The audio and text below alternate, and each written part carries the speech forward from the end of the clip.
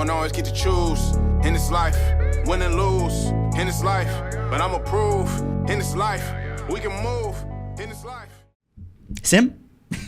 Anto? Simon Martin, bienvenue au podcast. Je suis très content d'être ici. Puis honnêtement, j'ai hâte de voir la tangente que tu vas prendre parce que c'est un an plus tard quand même. Hein. Puis j'ai pas vraiment fait de débrief de ma dernière année avec qui que ce soit. Fait que j'ai hâte de voir les questions que tu vas me poser. Fait que le premier vrai début, c'est avec le podcast officiellement. Là. Officiellement. Fait que tu peux pas mentir sur tes chiffres. Ça mentir. Je tu peux mentir. On ouais, ne le saura pas, là. 4-5 millions par an, en tout cas. Voilà. Fait que oui, deuxième podcast aujourd'hui, c'est le fun. J'aime que, justement, je te relancé, je disais, ça serait cool, il serait temps de faire notre part 2. Puis les gens qui me reviennent, qui me disent, oui, c'était super cool, puis je suis down, let's go, on le fait. Ça me prouve que ça fonctionne, dans le sens que tu as aimé la première expérience, tu as aimé peut-être le retour aussi au niveau des clips, puis on le refait en studio, puis quand même, tu pars de Québec, là, c'est pas de la petite bière. Ah ouais, là, c'est ma journée aujourd'hui de venir ici. Right. Puis, c'est super le fun, je suis vraiment content d'être là. Je te lève mon chapeau, puis j'apprécie, c'est quand même du temps investi, fait que merci d'être là parmi nous, ça va être une heure super cool. Fait que le concept d'un part 2, c'est un petit peu plus un recap des nouveautés de l'année, des bons coups, des mauvais coups, puis une histoire que tu as vécue aussi là, rapidement, là, que tu as partagée sur les réseaux. Parler un petit peu plus de personal branding aussi, que tu mets l'emphase là-dessus. Shout-out à Will Barrett, Nouveau Branding. Qui nous unit super. Ouais, c'est ça. On commence la cohorte bientôt. Là. Ouais. Cependant que le podcast ça va être sorti, puis on va voir commencer. Fait que Sim, si je commence très général, là, depuis qu'on s'est parlé, là, les grandes lignes, qu'est-ce qui s'est passé au niveau de toi personnellement comme entrepreneur, puis au niveau de ta business, là, Kicksmart? Tout le temps, honnêtement, je trouve ça tough comme question parce que des fois, comme entrepreneur, ça vient prendre notre identité au complet. Fait que si tu me demandes de séparer les deux, je vais probablement avoir la difficulté, ce qui est peut-être une bonne ou une moins bonne chose. Mais je vais commencer. Au pire, tu verras des fils conducteurs par la suite. Mais entreprise, je pense que quand je suis venu sur le podcast, c'était récent que ma sœur était revenue me rejoindre dans l'équipe. C'était mon bras droit. Exact. Fait que là, ça fait peut-être 1 an et quart. Éventuellement, ça va faire 1 an et demi. Fait que je dirais une grosse, on va dire, nouveauté ou progression depuis ce temps-là, c'est qu'elle est rendue extrêmement autonome. Elle fait 99% des opérations clients. C'est extraordinaire pour moi. C'est la première fois que je forme quelqu'un de A à Z qui est capable de faire un aussi bon service et me remplacer aux opérations pour la majorité des cas. Et ça, c'est merveilleux. T'sais, en tant que, on va dire, jeune entrepreneur qui est dans ses premières... Je pense qu'il appelle ça l'adolescence, là, quand tu es dans tes premières phases. Non, pas mon âge, malheureusement. Non, c'était pas un adolescent. Pas ça. Avec la moustache que tu as. Fait que la phase d'adolescence, c'est comme début de croissance, tout ça, avoir des gens dans l'équipe. Fait que je te dirais que c'est beaucoup d'apprentissage, puis on pourra en parler dans le podcast aujourd'hui, mais vraiment, voir un humain qui passe de comme pas de connaissances, la former, devient mon bras droit, fait les meetings avec les clients, fait les opérations. En fait, elle est actuellement également, je te dirais, pour parler encore un peu plus de la progression. On a engagé une autre personne, on essaie d'engager quelqu'un du Madagascar. C'est un super beau fit. La personne est super contente de nous rejoindre temps plein. Puis Élise, depuis 2 semaines, elle forme cette personne-là. Fait que on peut officiellement dire, 1 an plus tard, à la suite du podcast, la personne que je formais est en train de former une autre personne. En fait, c'est un exemple de réussite aussi, de succès. Absolument. Que la formule fonctionne bien. Puis ce qui est le fun, c'est que, évidemment, à place d'aller chercher peut-être un partenaire ou une partenaire ailleurs, tu as regardé dans ta famille, tu sais. Déjà là. Parce que c'est sûr que des fois, tu peux faire du testing. Après quelques mois, tu te dis, tu sais, je l'aime ma soeur, je l'aime mon frère, mais la mentalité est différente, ça peut ne pas fonctionner. Il y a peut-être des accrochages. Puis là, tu sais, tu as le côté familial, tu veux pas trop jouer là-dessus. De ce que je comprends, ça a extrêmement bien fonctionné. C'est quoi une bonne formule pour travailler avec sa famille, finalement, en affaires?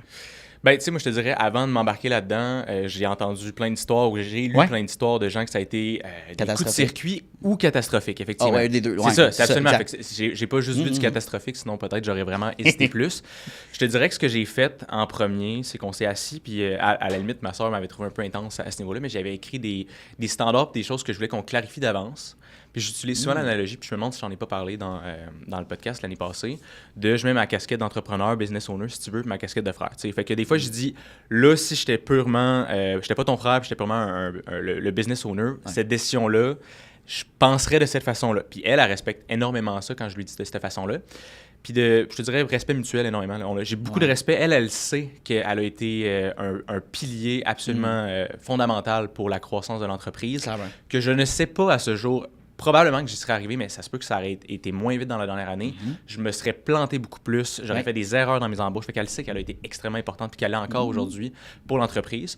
Puis elle sait qu'elle a in the long run, que je la valorise. Puis elle respecte beaucoup le fait que j'ai lancé l'entreprise, que j'ai voulu l'inclure dans le futur succès qu'on est en train de bâtir ensemble, je te dirais. On n'a pas vraiment parlé de ça dans le premier podcast. Le background de ta sœur, puis on va en parler un petit peu plus. Puis tu dirais que ses forces actuellement, ça serait quoi? Et maintenant, puis il faut que je question après, ça serait comme sur quoi tu travailles présentement. Fait que, première chose, ta soeur, finalement, tu travailles dans l'email marketing? C'était-tu vraiment un background? On s'est lancé un peu là-dedans, tu l'as formé concrètement. Parle-moi un petit peu plus de ça. Ben, tu vois, probablement que j'aurais été moins ouvert là-dessus il y a 1 an, mais ma soeur, elle avait aucun background niveau opération, logiciel, marketing. Elle avait étudié en travail social, puis je pense que ça faisait 1 an qu'elle était plus en sabbatique parce qu'elle se remettait en question, elle ne savait pas quelle direction qu'elle voulait prendre. Fait que quand je l'ai pris, ça a été un peu un leap of faith pour tous les deux. Elle, d'un bord, elle n'a aucune assurance que si elle fait ça sur son CV, ça se peut que dans 1 an, ça n'avait pas marché, mon affaire, ça se peut qu'elle n'aimera pas ça, travailler avec son frère. Et moi, de mon côté, ben, elle partait de zéro. Fait que tout ce que j'avais, c'était le fait qu'on a une très bonne relation, on se respecte, on communique très bien, puis je savais qu'elle allait être loyale. On peut assumer aussi que, avec son background en travail social, l'entre-gens, la connexion humaine, la gestion de clientèle, du moins, ça doit être très bon. Puis après, oui, tu as les connaissances techniques puis gestion de projet. Mais fait que je te laisse continuer. Ben, tu me demandais justement, ce serait quoi les compétences ou des soft skills qui ressortent beaucoup d'elle. Parce que vous êtes, essentiellement, avec un partenaire, je pense que le but, c'est d'être complémentaire. Fait que c'est quoi la séparation des tâches concrètement, là, 1 an après? Là? Ben, actuellement, je te dirais, mon but, c'est de me déloader le plus possible des opérations et de faire principalement du développement des affaires. Donc, je veux dire, c'est mon but et ce que je suis en train de faire le plus. C'est de faire mes ads, faire mes réseaux sociaux, prendre les appels de vente, faire des suivis. Puis je te dirais quand même pour l'instant de prendre encore le volant de la vision, qu'est-ce qu'on peut faire pour améliorer les opérations, qu'est-ce qu'on peut faire pour donner un meilleur service, qu'est-ce qu'on peut faire pour optimiser, tout avec l'IA, l'automatisation qui s'en vient. On ne veut pas juste doubler la taille d'une entreprise en termes de staff, si on peut garder ça lean, avoir des meilleures opérations et tout ça. Exact. Et elle, je te dirais, en fait, actuellement, c'est vraiment qu'elle est la colle pour tout ce qui se passe. C'est elle qui fait le pont avec la rédactrice, c'est elle qui est en train de former la nouvelle aux opérations, c'est elle qui prend 90-99% des appels clients, c'est elle qui fait les rapports, qui fait les workflows et tout ça. Donc, c'est la chargée de compte, en fait, je te dirais. Opération et chargée de compte, puis c'est vraiment la colle qui fait que tout se tient dans les services clients. Et de ton bord, finalement, sur quoi tu te concentres maintenant? Probablement que tes tâches ont évolué là, travers le temps. Ben vraiment, en ce moment, ça va être de construire de plus en plus des procédures, de m'assurer qu'on peut améliorer le service, parce que comme elle est la colle, puis la réalité, c'est comme on vient d'engager une nouvelle personne, puis simultanément, puis je pourrais en parler un peu plus dans le podcast, ça vient avec des erreurs, des apprentissages, de croître trop vite, puis je vais parler de croître trop vite proportionnellement à la taille qu'on était. Je ne peux pas passer à 3 millions par année, mais proportionnellement, quand tu passes de 2 à 3 personnes ou de 3 à 4 personnes, c'est beaucoup plus difficile, selon moi, de ce que j'ai entendu, que quand tu passes de 35 à 36 plus tard dans une entreprise. C'est beaucoup plus construit. C'est ça. Fait que, moi, en ce moment, j'essaie beaucoup de revoir ce qui est optimisé, comment je peux déloader ma soeur, comment est-ce qu'on peut améliorer les processus, parce qu'elle est actuellement très prise dans les opérations. Elle peut pas beaucoup dézoomer pour l'instant, puis avoir la vision. Moi, j'aimerais ça en faire En fait, c'est le titre que je lui donne, mais elle peut pas tout à fait faire encore ces tâches-là, cette responsabilité-là, d'être CEO, de pouvoir dézoomer, pas juste être la chargée de compte, mais vraiment, j'ai le temps et l'espace mental dans la semaine pour voir comment est-ce qu'on peut améliorer le service, avoir des meilleurs livrables, des meilleurs résultats, de la meilleure stratégie, puis garder ça lean, puis automatiser, qu'est-ce qu'on peut faire qui est répétable, délégué à quelqu'un d'autre. Donc là, je fais aussi un peu ce chapeau-là en plus du développement des affaires pour essayer de la déloader parce qu'en ce moment, elle est très time strap. Right, puis c'est normal aussi. En croissance, on dirait qu'il faut que tu portes tous les chapeaux, puis surtout avec 2 personnes, tu sais, puis tu as l'impression peut-être à 2, les tâches sont un petit peu moins intenses, mais au contraire, tu sais, ça peut être 2 à 100%. Fait après, oui, le but, j'imagine, c'est de déloader, de justement former les bonnes personnes, de donner ces tâches-là, puis après, tu travailles plus sur l'entreprise et moins... Tu sais, in it, moins dedans, dans les opérations. Puis après, tu fais juste automatiser certaines tâches. Tu as des personnes clés que tu supervises. Mais après, oui, puis ça devient encore, moi, personnellement, je trouverais ça beaucoup plus passionnant que juste d'être dans le hub quotidien. Tu sais. De voir la vision, tu sais, c'est quoi la vision long terme. On va parler dans le podcast un petit peu plus à la fin, là, mais de savoir est-ce que nous, c'est le but, c'est une grosse agence, une grosse structure, 10, 20, 30, ou plus être lean. Tu sais. Il y en a, parce qu'il y a 2 modèles de plus en plus qui est populaire, là, je trouve, là, niveau agence. Fait que. C'est bon qu'on en reparle plus tard. Puis justement, j'ai dernièrement, alors que tout est les dépenses ont augmenté pour l'équipe, investir en marketing, investir dans certains systèmes, moi, je te dirais, comme bien les entrepreneurs qui vont peut-être l'écouter aujourd'hui ou comme n'importe quel entrepreneur, comptabilité, moi, c'était assez tout croche depuis longtemps. Fait que c'est de la pure survie. C'est des impôts. C'est un 2 jours d'affilée où est-ce que j'allais faire j'allais rechecker toutes mes dépenses, mes factures, je testais ma vie. Là justement, j'ai investi dans une super bonne équipe comptable et tout ça. Fait qu'il y a plein de dépenses qui ont augmenté. Puis des fois, dernièrement, dans les derniers jours, je me disais, il me semble que je ferais bien plus d'argent, genre si j'étais travailleur autonome puis j'avais 3-4 clients. Puis là, j'étais comme, pourquoi déjà je faisais ça? Mais oui, 100%, je suis d'accord. À court terme, en ce moment, c'est ça. À court terme, mais... je pense, moi, personnellement, je pense que c'est la vision de l'argent qui change. Oui, on veut subvenir à nos besoins, encore une fois, on en a parlé dans notre rencontre préparatoire, puis on va avoir de l'argent en compte. Mais après, tu compares, je pourrais quasiment, je sais pas, payer moins d'impôts, en faisant moins, puis au Québec, c'est peut-être que le système est fait comme ça, là, mais moi, personnellement, j'ai investi dernièrement dans un meilleur comptable, puis qui a mieux calculé mes chiffres, qui a dit, garde, tu déclares pas assez de dépenses. Tu as beaucoup de dépenses que tu penses pas mettre, qu'on a pu justifier. Et l'investissement, ça s'est rentabilisé en coupant de l'impôt que j'ai payé en double, en triple l'année dernière. Fait que tu regardes ça, puis je suis comme, oh shit, ça a été vraiment un bel investissement d'avoir. Juste la bonne personne qui est un peu plus jeune. Mon ancien comptable, il était correct, mais c'est juste que peut-être qu'il ne connaissait pas vraiment l'industrie, il ne comprenait pas exactement le produit de ça ou le service que j'offrais. Fait que d'aller chercher puis de retoucher, ça j'en parle souvent dans les podcasts, mais on n'a pas les moyens de ne pas connaître nos chiffres, puis mais c'est sûr que des fois, on tombe tellement dans les opérations puis dans la gestion de la clientèle que tu vois l'argent rentrer, tu dis that's fine, puis après elle sort, puis... Mais c'est le fameux cash flow. Cash flow, effectivement, puis je comprends ce que tu veux dire. Puis la réalité, comme je m'en mettais en question, si j'étais seul avec 3-4 clients, j'aurais pas de staff, ça me coûterait beaucoup moins cher et tout ça. Mais je pense qu'en bout de ligne, comme beaucoup d'entrepreneurs qui construisent quelque chose plus tard, je sais que ce qui me stimule beaucoup, c'est de construire une grosse machine, un gros système où est-ce qu'après ça devient un jeu vidéo.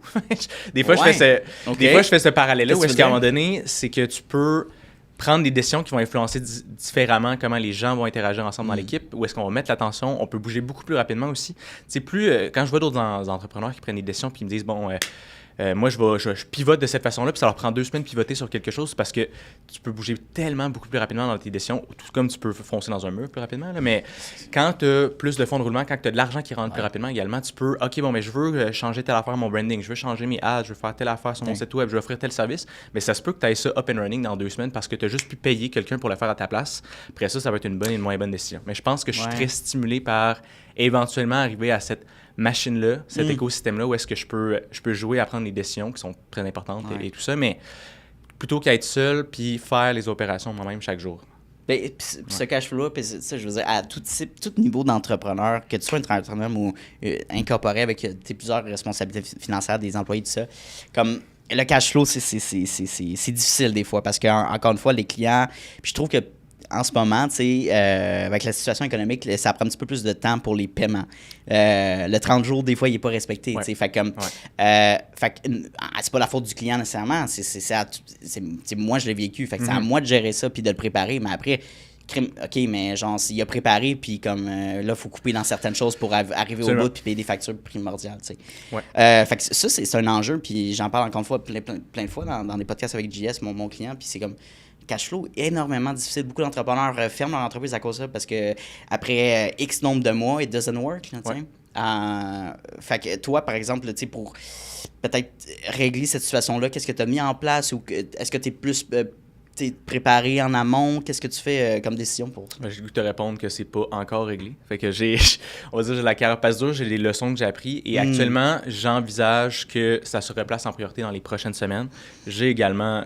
C'est vrai que maintenant que tu me le fais remarquer, ça va être drôle de voir que je l'ai pas remarqué plus que ça, mais j'ai plus de clients qui, effectivement, ça leur prend plus de temps à payer.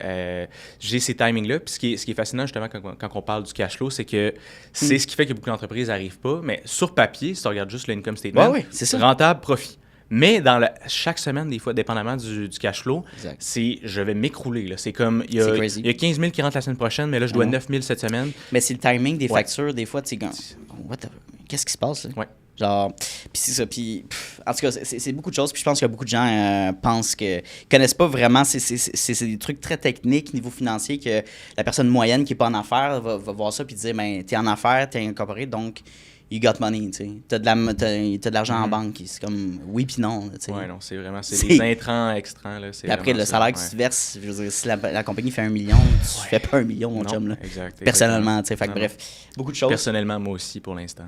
pour l'instant. Pas 1 million. Non, c'est ça. Ben, éventuellement, peut-être dans une couple de mois, on pourra se verser ça. Là, c'est pas cool. Aller dans les Bahamas faire le podcast. Mais non, c'est ça. Fait que c'est super cool. Puis un move que tu as fait aussi dans le premier podcast que tu me parlais, c'est que là, tu déménageais ou tu t'enlignais pour déménager à Québec, right? Tu es parti de Montréal à Québec. On parle pas souvent de ça, mais est-ce qu'il y a la culture d'entrepreneuriat, on reste au Québec, là, on n'est pas si loin que ça. Niveau opportunité, est-ce que c'est différent? Je sais que ta clientèle, c'est un peu partout, là, surtout que c'est sur le web. Mais de t'établir dans une autre ville, comment tu t'es senti? Je te dirais que, effectivement, étant sur le web, étant en ligne, ça n'a pas eu d'impact dans mes opérations, quoi que ce soit. Cela dit, je remarque en termes de peut-être activité ou engagement qu'il y a dans la communauté entrepreneuriale. Étant à Montréal avant, j'étais habitué que j'ouvrais n'importe quelle application de réseautage, je suivais les événements Facebook, je connaissais des gens sur LinkedIn, je les suivais. À chaque semaine, j'avais l'opportunité à 10 réseautage si je voulais. Je faisais pas ça. Ça, j'aurais été brûlé bien raide, mais j'aurais pu aller en 10 chaque semaine. Là, maintenant, si je veux aller à des réseautages, à la limite, il faut que je magasine plus. Il faut que je surveille. Peut-être, en fait, que je regarde pas aux bonnes places où il y a certains événements que je regarde que d'avance ne seront peut-être pas pertinents à ma situation. Mais fait que je te dirais, à ce niveau-là, on dirait qu'il y a moins d'opportunités de réseautage, moins d'événements, peut-être, avec des conférenciers, tout ça. Moins ça en ébullition, peut-être. Ouais, ben, c'est ce que j'ai remarqué. Ça fait moins d'un an, mais... Ben, sure. Puis, je veux dire que Québec, c'est un petit peu plus peut-être fonctionnaire aussi, mais il y a peut-être un lien avec ça. Il y a ben, évidemment, le bassin de population n'est pas le même que Montréal. Mais après, c'est pas d'être fermé. Puis, je pense ce move-là, ça a été stratégique au niveau personnel ou business, tu dirais? C'était purement personnel, je te dirais. C'est une envie de changer. À Montréal. Moi, je viens de Lévis, sur la Rive-Sud. Puis, j'ai ressenti aussi, mettons, je suis vulnérable 2 secondes, beaucoup de solitude, mettons, vers 2023. J'étais comme, ma soeur ne travaillait pas encore avec moi. Ça faisait 1 an et demi que je faisais ça. Solo, là, j'avais pas bien de résultats encore. Je m'endettais. Mes parents étaient comme, avec toute leur bienveillance, est-ce que ça va? Mais ça fait que ton mental, c'est clair. Absolument. Puis, moi, j'avais drop out de l'université aussi. Fait que, pendant ma dernière année, moi, j'avais tous les amis que je m'étais fait à Montréal via l'université. Je connaissais personne quand j'étais venu en 2020. Qu'eux autres, ils continuaient d'avoir leur gros fun, continuaient de sortir. Je pouvais sortir aussi de temps en temps avec eux, mais j'avais mes objectifs, mes grosses semaines également. Exact. Donc, je commençais à accumuler cette solitude-là, je te dirais, qui a fait que vers la fin 2023, 2024, tout ça, on a fini, ma soeur et moi qui habitaient avec moi également. On s'est dit ça pourrait être cool de faire le move, aller à Québec. On va être encore en ville, on ne retourne pas en banlieue comme à Lévis, mais on est proche de notre famille à Lévis. On a des amis à Québec, puis ça va faire un petit vent de nouveauté également. Puis j'ai une voiture, je me permettais pas d'avoir de voiture. À Montréal, non, c'est ça, j'avais pas la patience pour ça. De toute façon, quand t'as tellement de stress dans ta business, que t'as ajouté un stress de... juste te rendre quelque part. Non, vraiment pas. I don't need that. Ah non, je te file. Genre, moi, j'ai pas le choix de me payer un parking à genre 8 minutes de marche de chez nous, au cas où que il n'y a plus de place dans ma rue. Tu sais, même avec une vignette, c'est pas viable. Dans Montréal, on sait. Mais même à Québec, c'est mieux, j'imagine. Juste pour dire, là, je suis à Limoilou, fait que c'est probablement dans les quartiers qui ressemblent le plus à un concentré de Montréal, là, pour le meilleur et pour le pire. Il y a des activités, des petits cafés, des petits bars. Nice, OK. Il y a des gens qui crient à 3 h du matin aussi. T'entends de la police, un coup de feu de temps en temps. Mais c'est un super beau quartier. Mais c'est parce qu'après ça, il y a beaucoup d'autres quartiers à Québec que c'est plus de la banlieue, je dirais. Là. Fait que c'est similaire à Montréal, ce coin-là. Donc, plus difficile de se parquer aussi dans la rue. Mais j'ai un tout mini parking, donc j'ai la chance de ne pas avoir à me casser la tête pour ça. C'est quoi ton char? Une Mazda 3 2010. OK. Ça rentre correct, ça rit. Ouais, ça fit. Non, puis j'aimerais qu'on en parle un petit peu plus de la phase de solitude si t'es à l'aise, parce que je pense que tous les entrepreneurs ont vécu un moment de solitude, un moment d'anxiété. De moi, personnellement, j'ai eu mes crises de panique, puis j'en parle encore une fois dans plusieurs podcasts. Je suis très franchement par rapport à ça. Puis ça devrait pas être tabou, ça devrait pas être une gêne d'en parler, parce que on peut pas être on top on our game, genre 24/7. Genre, ça arrive, puis c'est très souvent que, tu sais, des fois, ça suit les saisons. J'avais un meeting hier, puis avec Flore, puis Flore, justement, c'est une entrepreneur dans le centre thérapeutique, excuse-moi. Puis elle me disait qu'elle voulait développer plus l'écothérapie, tout en lien avec la dépression saisonnière, puis comment on devrait gérer nos énergies, mettons, ou nos efforts selon l'été, l'automne, l'hiver et le printemps. Fait que, bref, tout ça en lien, tu sais, juste l'hiver, c'est pas pour rien qu'on est un petit peu plus amorphe, plus fatigué, il fait gris, il n'y a plus de chaleur, plus de soleil. Mais on dirait qu'on banalise ça. Mais regarde un petit peu ce que les animaux font. On parle à large, mais mettons dans Animal Kingdom, les animaux, les mammifères vont hiverner ou hiberner l'hiver. Je dis pas qu'il faut dormir tout l'hiver, là, mais d'ajuster notre workload, que ça soit moins intense, puis de sortir un petit peu plus pour pallier avec ça. On dirait que là, il a fait chaud là, pendant 2 semaines, puis là, c'est comme tout est possible. Là. Everything is possible, genre let's go, l'argent ça y va, puis les gens sont... on fait le projet, puis c'est down, c'est cool. Là. Il y a 3 semaines, là, les gens étaient... Non, je ne t'entends pas. Je veux rien faire. Mais c'est ça. Fait que ça peut être très difficile. Puis les passes d'anxiété, les passes de dépression, de solitude, faut en parler plus. Fait que, quel genre de ressources que tu as fait? Tu as vécu ça pendant un certain nombre de temps. Tu es allé chercher, j'imagine, de l'aide avec ta soeur. Ça t'a probablement aidé dans ta business. Mais niveau personnel, as-tu fait un cheminement de genre... Ouais, je te dirais, en fait, là, je pense que j'ai pas immédiatement été capable de voir ce qui fonctionnait bien pour moi, mais j'ai tout le temps été suffisamment self-aware pour me regarder l'extérieur et me dire je vais vraiment pas bien. Je dirais j'avais des patterns j'avais le goût de consommer du cannabis le soir parce que j'avais le goût de voir personne, j'avais juste le goût de regarder la télé. C'était la façon, j'en prenais pas le jour, c'est comme si j'étais fonctionnel dans cette béquille-là que j'utilisais le soir. Puis, j'avais pas de famille proche, je voyais pas mes amis, j'avais le goût de juste regarder la télé. T'étais peut-être seul aussi, là? J'étais avec ma soeur quand même, mais elle était plus occupée aussi. Elle avait plus de social, ça allait quand même bien. Fait que puis elle avait sa copine qui était aussi à Lévis. Fait que des fois, j'avais des week-ends seuls. Puis la seule façon que j'allais chercher pour pas penser au travail ou être déprimé, c'était avec cette béquille-là. J'ai essayé de consulter également une psychologue pendant plusieurs mois. J'ai essayé parce que je pense que ça n'avait pas été tout à fait un fit. Fait que j'ai pas fait une croix du tout sur ça. Non. Souvent, c'est fit. Mais en fait, je pense que j'avais été sur une liste pendant 6 mois. Puis c'est tellement difficile. Puis j'avais eu quelqu'un qui était en train de finir son doctorat, justement. Fait que j'avais pris ce que j'avais pu. Puis fait que j'ai fait ça. J'essayais sinon d'en parler un peu à mes amis. Mais vraiment, les patterns que je peux identifier, c'est que personne dans ma famille ou mes amis ne comprenaient pas ma situation. Ils ne comprenaient pas? Mais en termes d'entrepreneurs qui se sentaient seuls, la difficulté, l'anxiété. Right. Absolument. Deuxième chose, c'est que j'avais pas encore beaucoup d'amis entrepreneurs. Quand tu es dans ta première année, tu n'as pas encore beaucoup de contacts. Ou tu as des contacts de surface. Tu serrais une main dans un réseautage. Là, j'ai l'impression, après plusieurs années, j'ai pas mal de bons chummies entrepreneurs. Là. On se voit dans différents contextes, on s'entraide, t'as des chummies entrepreneurs, puis il y en a plein qui se partagent des vulnérabilités, on s'entraide, on s'est vu dans des contextes le fun, pas juste pour parler de travail. Je me sens beaucoup moins seul de cette façon-là. On sent compris. Oui, absolument. Fait que je te dirais non, sinon, en fait, à ce moment-là, j'ai pas tant trouvé de solution. C'est rendu à l'été, magiquement, tout allait mieux. Absolument. C'est rendu à l'été. Aussi? À l'été, je recommençais à m'entraîner parce que j'étais motivé. Je me levais tôt parce qu'il y avait du soleil le matin. Je travaillais plus tard parce que ça me tentait, parce qu'on dirait pas qu'il faisait noir à 4h30. Fait que mon cerveau, quand c'est l'hiver, il a l'impression que c'est la fin de la journée, puis je travaille pendant 3 heures de plus pendant la nuit. Horrible. Fait que bref, je vais être ouvert si t'apprends des conseils de l'autre personne, super pour l'hiver. J'ai un conseil pour régler cette situation-là. Pour tous les Québécois qui sont dépressifs pendant 6 mois par année, il faut déménager ou qu'il y a des palmiers, OK? c'est idéalement. Puis, non, mais pour vrai, je niaise, là, mais je suis quasiment sérieux. Je suis comme... Là, c'est un cycle, là. Je le sais, puis ça fait 2 ans, je dis, si je suis plus capable d'hiver. C'est quasiment une joke, là. Déneiger mon champ. Anyway. Qu'est-ce qu'on fait?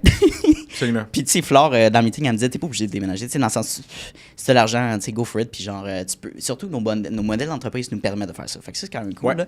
De dire de faire un petit peu plus de voyage, road trip, là, c'est sûr que les États-Unis, la Floride, whatever, peu importe votre opinion, c'est un lieu qui est intéressant parce que tu peux aller en véhicule. Après, tu as le Mexique qui est assez intéressant aussi pour les digital nomades. Ça devient beaucoup plus abordable avec l'échange canadien puis les pesos. Fait que, à voir, c'est quoi ton mode de vie, mais je suis comme... peut-être que genre un mois, 2 mois, 3 mois. Après, mettons, moi, je trouve que de janvier à mars, c'est le pire. De septembre à décembre, c'est festif, c'est correct. T'as l'Halloween, t'as Noël qui rentre en compte. Mais après, c'est drama maudit. C'est de janvier à mars. Fait que dans cet espace de temps-là, genre, qu'est-ce qu'on peut faire pour pas que ça écope sur notre business? Préparons d'avance, puis allons dans un pays. Juste pour aller prendre la chaleur, puis comme, respirer, sortir dehors en t-shirt, Colin. Puis juste le soleil, puis comme je te dis, c'est le soleil qui se lève à 6 h le matin, tu as tendance à te lever naturellement comme ça. C'est tellement mieux. Ça fait du absolument. Puis qui se couche à 8 h, 9 h l'été, là. Fait que, t'es plus productif, t'es juste plus heureux. Mais faut pas banaliser ça, on a besoin de soleil. Puis après, c'est de voir, toi, est-ce que ça t'affecte plus que d'autres personnes? Puisque moi, je pense que des vitamines D, des suppléments de vitamine D, it's not enough, là, ça aide, mais... Bref, fait que... Si j'avais à répondre à ta question, moi, mon plan, ça serait ça pour 2026. Probablement 1 mois ou 2 mois. Faire une alternative ou d'y aller ou 2 semaines, je sais pas. Parce que c'est inévitable. Ça va revenir. On va le vivre l'hiver. Là. Fait que je sais pas comment, tu sais, c'est... En plus, quand ça va bien en ce moment, j'ai tendance à overthink puis me dire, mais je le sais que rendu à l'hiver, toutes les petites habitudes que là, en ce moment, ça va bien, puis je me lève plus tôt, puis je travaille plus, puis c'est pas que je veux glorifier travailler plus parce que je travaille sur des affaires, ça me tente, je suis plus motivé de travailler, je fais plus de social, je vais plus courir, je vois plus de gens, je fais plus d'activités, je fais plus de hobbies.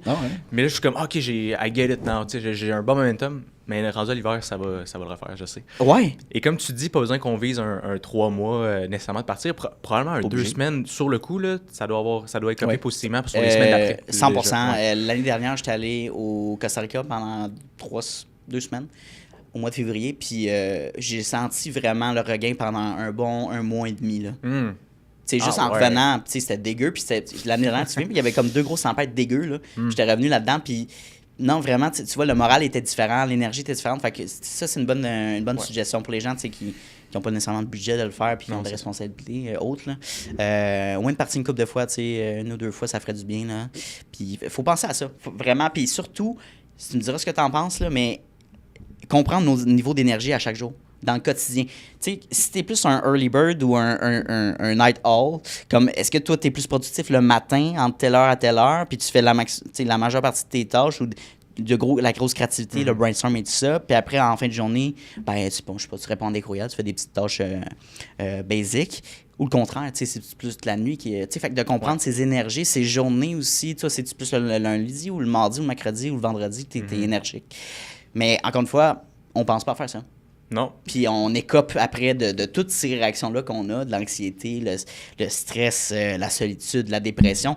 On se dit, pourquoi on vit ça? Mais c'est parce que tu t'es pas assis pour te comprendre, chum. C'est ça, là. Absolument. Puis j'ai le goût de dire, moi, dans mon cas, j'ai l'impression que j'ai pas encore tout à fait identifié mon sweet spot. Si tu me demandes si je suis plus le matin ou l'après-midi. Tu sais pas trop? J'observe, mais la réalité, c'est en ce moment, la seule chose que j'ai réalisée dans les dernières semaines, c'est... Quand j'ai plein de meetings dans la journée, il n'y a pas grand-chose qui get done. Mais si je peux avoir juste les meetings l'après-midi, je vais être productif le matin parce que j'aurai pas d'interruption. Si les meetings sont juste le matin, je vais être quand même productif en après-midi parce que j'ai pas d'interruption. Est-ce que je suis capable d'aller chercher, voir c'est lequel qui est le plus optimal? J'ai hâte d'observer encore puis voir ça. Par contre, je sais qu'en début de semaine, beaucoup plus frais, effectivement. Je me barre au moins le lundi, je sais que je veux pas de meeting puis je fais des choses qui vont avancer puis du deep work. Oui, mais c'est ça. Puis honnêtement, été versus hiver, je ne sais pas non plus comment ça affecterait. Je peux travailler vraiment plus tard vers 8-9 heures. Si encore du soleil, je suis encore motivé puis ça me nourrit.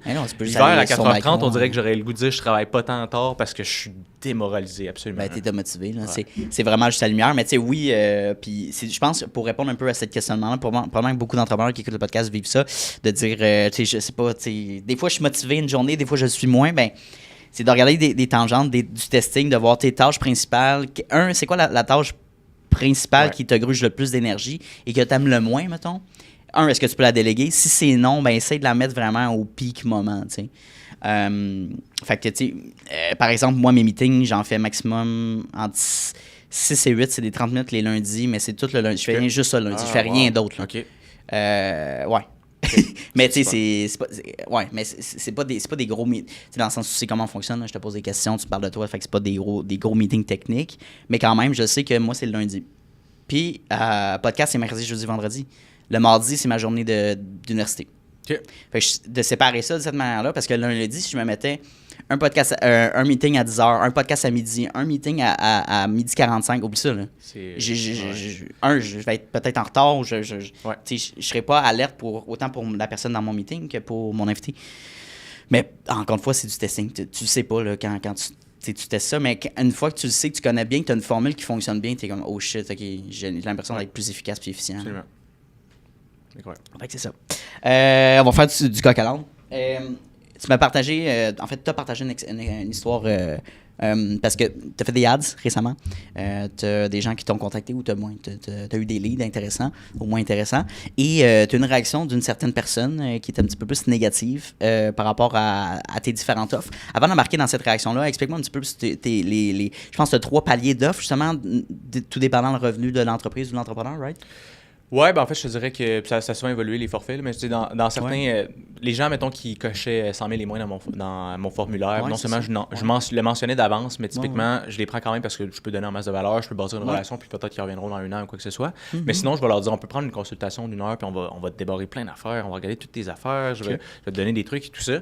Sinon, après ça, on a principalement du clé en main, mais des forfaits différents, je te dirais, selon leur revenu. Perfect. Puis ce qui est arrivé dans cette situation-là, c'est que tu avais partagé sur Facebook, la personne s'est sentie un peu rejetée parce que tu la catégorisais dans une section niveau en bas de 100 000, right? Puis elle a dit « Oh mon Dieu, fait que j'ai pas accès au service numéro 2 parce que tu me discrimines sur mon revenu. » Puis Puis là, probablement que c'est la première fois que tu as reçu ça comme feedback. C'était la première fois, effectivement, que j'ai eu cette réaction-là. Fait que c'est quand même difficile, tu sais, dans le sens, si tu ouvert d'en parler dans le podcast, tu sais, comment tu as vécu ça, puis comment tu as réagi pendant, puis après aussi, tu sais, c'est bizarre quand même comme réaction, là.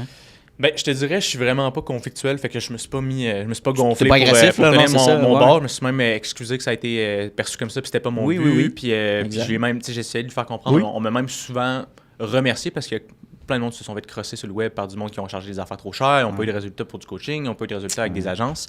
Donc, souvent, d'entrée de jeu, il y en a qui me remercient même où ils sentaient qu'ils avaient abaissé leur garde parce que je leur disais, hey, avec ce que tu as mis dans ton comme revenu, puis je le mentionne, ça n'a pas rapport au fait qu'ils ont peut-être des subventions, ils ont peut-être 1 million liquide à côté. Là. T'es pas un moyen entrepreneur parce que tu rentres dans ça. Moi, quand je les conseille selon leur revenu, c'est juste ces niveaux de croissance momentum d'entreprise actuellement. C'est quoi qu'avoir un levier intéressant comme investissement dans nos services?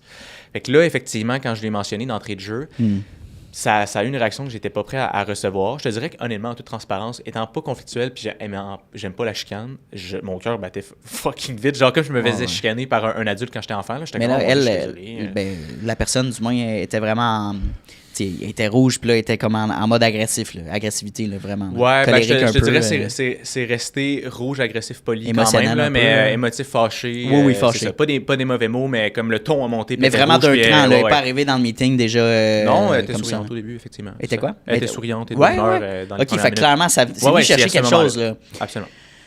OK, fait que t'as poursuivi le meeting, puis je pense qu'elle est partie, right? Ouais, c'est ça. J'ai essayé de diffuse de bombe dans les 2-3 minutes après. Non, c'est ça, j'ai expliqué que j'étais désolé, que c'était vraiment pas ça mon intention, que j'ai pas de problème à lui donner mes prix si elle veut les savoir. Je lui ai dit en bout de ligne, en fait, c'est que je connais d'autres fournisseurs de services qui pourraient vous faire le même service pour probablement moins cher si vous prenez juste du clé en main ou à la carte, en fait, ce que je veux dire. Mais n'empêche, elle était encore super rouge. Elle trouvait que elle me dit c'est horrible comme façon de démarrer un meeting. C'était très insultant, mais voilà, rouge et très fâché. Moi, j'étais très nerveux, je comprenais pas ce qui se passait, je savais pas comment le récupérer, puis finalement, effectivement, elle est juste partie du meeting fâchée. Fait que c'est un peu, je t'avoue que même en revoyant la situation, je suis capable de dire, ça se peut que c'était ma formulation, que cette fois-là, j'ai pas été chanceux, puis ça a mal passé, parce que je suis pas un script à la perfection. Je suis tout le temps conversationnel, mes appels, puis je dis, c'est ça. C'est ça, ouais, absolument. Je suis une ligne directrice, mais en début, je veux dire, si je le sais d'avance que la personne a coché 100 000 et moins, je proposerais pas un forfait à plusieurs milliers par mois, ça ferait juste pas de sens. Si ça fait moins de 8 000 par mois, c'est ça. Ça fera pas de sens. Fait que je lui dis d'entrée de jeu, selon le revenu que vous avez coché, je risque pas de vous proposer nos services clés en main aujourd'hui. Ça risque de plus être une consultation qui va faire du sens, mais là, ça a pris une tangente. Tu sais pas, dans le sens, tu connais pas, comme tu dis, elle peut avoir de l'argent en banque, dans le sens, peut-être 100 000, mais elle fait en bas de 100 000 revenus encore, mais tu sais pas la situation. Là. Fait que tu te bases sur ce que tu as coché dans le. Je pense qu'il faut que tu aies une ouverture en tant qu'entrepreneur. Je parle de l'autre côté, là, pas de ton bord. Puis surtout, si c'est la première fois que ça t'arrive, clairement, je pense pas que c'est de ta faute. Je pense que c'est une pomme pourrie. Je dis pas que la personne est une pomme pourrie, mais la situation, c'est très rare que ça arrive. Et c'est venu peut-être chercher une corde sensible. Peut-être que la personne était effleurée aussi dans la journée. Il y a peut-être quelque chose qui s'est passé, on sait pas. Une mauvaise journée, effectivement. C'est ça. J'essaie de pas trop m'en vouloir parce que j'accepte, ça se peut que ma formulation cette journée-là, je m'en rends plus trop. Je m'en suis pas rendu compte, mais ça a sorti condescendant par accident. Cependant, je trouve ça dommage qu'elle soit restée fâchée parce que je me suis excusé à profusion, puis j'ai essayé de la rattraper, puis je me suis pas gonflé, puis j'ai pas essayé de m'obstiner puis retirer mon bord de la couverte. En tout cas, je suis resté le plus simple possible dans cet appel-là, puis il y avait rien à faire pour récupérer. Donc, effectivement, je veux pas m'en vouloir trop à ce niveau-là. Non, je comprends. J'ai revu mes procédures par la suite. Puis j'ai fait comme tu as vu un post. D'ailleurs, le post que tu as vu a eu beaucoup. Moi, je suis habitué d'avoir sur Facebook quelques centaines de vues. Là, j'ai plus eu un 25 000 vues sur Facebook. C'est crazy. Là. Ce qui, sur le coup, on a beaucoup qui cherchent à être viral. Je veux dire micro-viral dans mon cas. Le 25 000, il y en a plusieurs que ça les impressionnera pas. Mais moi, je suis habitué quand j'étais à plusieurs centaines, 25 000. J'ai eu du monde que. Je te dirais, j'ai eu des commentaires qui m'ont stressé parce que je n'étais pas habitué de faire du PR. Il y a quelqu'un qui m'a écrit un gros paragraphe en commentaire, une femme qui me dit. Elle parlait du fait que son mari, le père de ses enfants la soutienne pas, que c'est très difficile pour les femmes en affaires et tout ça. Puis là, sur le coup, j'étais comme, ouais, je suis d'accord. Avant de répondre, mais je me dis, OK. Puis après ça, à la fin, la conclusion de son commentaire, c'était donc, en tant que femme entrepreneur, se faire dire par un homme que vous n'êtes pas, vous ne valez pas assez. Là, je te dirais, je suis revenu nerveux parce que j'étais comme, c'est pas une situation que je suis habitué c'était pas de discuter publiquement, c'était pas du tout j'ai dit la même chose que j'ai un homme ou une femme. Fait que être micro-viral sur un post, je te dirais, les nouvelles personnes qui sont abonnées, j'ai eu des gens qui ont écrit des trolls, qui ont écrit n'importe quoi. À la limite, je trouvais ça drôle, puis des insultes, puis des DM de gens que je connaissais pas aussi. De toute manière, c'est sûr que là, tu poses une situation, encore une fois, ils n'ont pas le contexte à 100%. Ils n'étaient pas dans le meeting avec toi. Fait que de baser ça sur Simon est sexiste. Un homme, un monsieur, n'importe quelle personne, n'importe quel sexe, t'aurais eu le même speech. Là. Puis c'est sûr que c'est facile après de changer le message puis de dire c'était pour ça que t'as voulu rabaisser ça. Puis elle a ses expériences de vie personnelle, mais comme c'était pas ça. Là. Fait que, mais je me demande, toi, le début que tu as fait ensuite de ça, puis je sais comment on se sent comme entrepreneur, on va se coucher avec ça, on va se souvenir, puis c'est difficile, puis c'est ça. Fait que les genres de commentaires constructifs que tu as eus, comment ça t'a peut-être évolué au niveau de ton offre, puis toi aussi, comment t'as appris de ça finalement? Ouais, je te dirais, j'ai changé un peu des questions dans mon formulaire. Ça soit encore plus clair, parce que malgré tout, c'était quand même mentionné. C'était mentionné comme en notification automatique, s'il cochait 100 000 et moins, ce sera une consultation qui sera mise de l'avant. Après ça, j'étais conscient que ça se peut très bien qu'il le voit pas et tout ça. Puis je me disais, c'est pas grave, je le dis d'entrée de jeu dans le début de ces appels-là. Donc, j'allais le mettre encore plus clair. Je te dirais, par la suite, il y a eu certains commentaires constructifs qui m'ont juste proposé des formulations de phrases différentes. Puis j'ai fait, j'adore ça. J'adore ça, honnêtement. Je vais le changer, puis ça risque d'être moins ambigu. Tout simplement des formulations de phrases du genre... en fait, avant de le dire d'avance dans l'appel, comme ça peut, c'est comme une guignotine pour certains que ça l'a offensé, parce qu'elle s'est dit, je peux même pas accéder aux offres ou quoi que ce soit, qu'elle l'a ressenti comme ça, ça aide de plus poser des questions d'avance. Puis après ça, dire, pour les personnes qui sont dans votre situation, typiquement, ce que je recommande, c'est ça. Donc, des fois, c'est les tournures de phrases que ça peut faire un impact vraiment différent.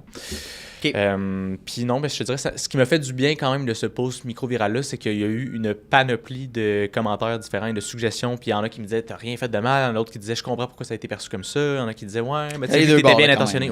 Ce que j'ai réalisé en bout de ligne, c'est que personne n'a la science infuse, on apprend en le faisant, puis on fait juste de notre mieux. Là. Fait que j'avais essayé d'améliorer, comme je te dis, le formulaire, les phrases que je dis en appel et tout ça, mais tout le monde pensait différemment. C'est dans mes débuts. Il y a 1 an et demi de ça, 2 ans, quand j'ai commencé à proposer l'offre du podcast payant au niveau des clips, là, puis je testais l'offre, puis j'ai eu des gens qui étaient... le speech n'était pas affiné, là, j'étais un petit peu malaisé de dire que, OK, voici ta stratégie, est-ce que ça fait du sens avec toi? Puis il y a des gens qui me disaient, écoute, j'en reviens pas que tu es un podcast qui charge les clips, puis que tu proposes cette stratégie-là, je trouve ça aberrant, je prends du temps de ma journée pour aller le voir, faire le... Puis c'est comme, ouch, c'est peut-être moi là, qui est peut-être mal ajusté. Puis après, j'ai posé les mêmes questions à mes clients qui avaient accepté l'offre de service, puis ça, que ça avait bien fonctionné. Je dis, quand je t'ai approché pour cette offre-là, est-ce que tu t'es senti coincé? Puis sois honnête avec moi, je veux pas que tu sois chill. Puis souvent, il me disait, c'était plus direct. Mais j'aimais le fait que c'était structuré, c'était planifié, puis que je voyais, puis t'expliquais directement la plus-value. Puis t'avais le choix d'accepter ou non. Là, c'était pas pas obligé de signer là, c'était pas le but. Là. Mais après, quand tu vis cette situation-là de rejet, un peu d'émotion, tu te dis, ah non, moi, je vois pas la valeur, whatever. T'as comme l'ego aussi d'entrepreneur qui dit, ah ouais, je suis peut-être pas si top-notch que ça. Est-ce que ce que j'offre, c'est bon ou. Ouais, tu te remets en question, effectivement, tu sais, puis ça fait de quoi de se faire voir par quelqu'un de même, aïe, qui maudit crosseur, t'essayes de voir que t'es de même, puis là, t'es comme, ah non, mais c'est pas ça, je suis pas un crosseur, là. Non, puis tu le dis d'entrée de jeu, c'est le prix transparent pour tout le monde, il y a tout le travail derrière, effectivement, donc, non, puis en plus, moi, personnellement, ce que j'aime le plus, c'est quand tu sens que l'humain, l'autre bord, l'entrepreneur qui dit ses prix, genre, c'est quelqu'un qui est parlable, qui est authentique, puis qui est honnête, genre. Fait qu'au pire, tu sens qu'il est en train de faire des stratégies, du comme coup d'objections handling, là, pour... Je déteste ça, je sais pas qu'est-ce que t'en penses, moi, les tactiques de vente, je déteste ça. Puis c'est les vidéos qui fonctionnent le mieux. Puis les jeunes entrepreneurs, ils tombent là-dedans, le panneau de genre, des tournures de phrases genre, oh my god, tu peux pas payer mon coaching de 10 000 $. Mais ça veut dire que t'es pas prêt à investir cet argent-là en toi. Donc tu te crois pas en toi. Attends, s'il te plaît, là. Comme, ça peut être une question de timing. Si t'es pas prêt à payer, c'est pas grave, là. On se relance. Si tu vois pas de valeur, il n'y a pas de problème non plus. Si t'as pas besoin de ça, it's fine. Il y a tellement de questionnements à prendre en compte, mais moi, ce genre de tourneur, de formation de vente, de pression, de dire que oui, peut-être à court terme, tu vas augmenter tes ventes parce que la personne va se sentir obligée, mais quel genre de réputation que tu bâtis? Des remboursements aussi en arrière, des fois, on le sait pas, parce que la personne finalement. Elle n'est pas satisfaite. Absolument. Je pense que les meilleurs vendeurs, c'est ceux qui apprennent ces scripts-là, puis après ça, ils ont leurs phrases à leur sauce, puis ça se ressent qu'ils sont honnêtes. Mais tu sais, puis je veux qu'on switch vers cette partie-là du podcast qui est le personal branding. Parce que cette partie-là de créer une confiance peut être déjà fait en amont. Avant même de faire que la personne te rencontre ou que tu prennes une rencontre avec elle. Puis c'est là qu'on va parler un petit peu plus de l'offre de Will Barrett, nouveau branding, puis les deux, on commence à coordonner tout ça. Puis là, j'étais comme, moi, dans le podcast, indirectement, je vends du personal branding avec les clips, on parle d'entrepreneur, donc ben, ça ferait un non-sens que moi, je mise pas sur ma propre brand personnel avec, j'ai un autre compte, Tony Vézina, puis je fais des clips.